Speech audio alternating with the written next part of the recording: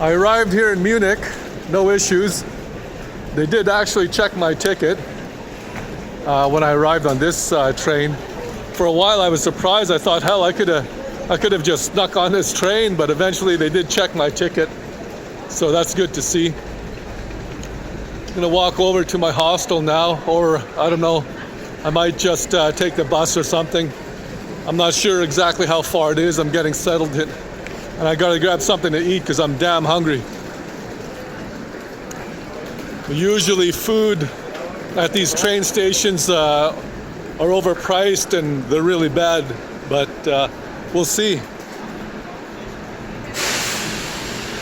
It's a big train station here, but I'm excited to be here. See what Munich has in store.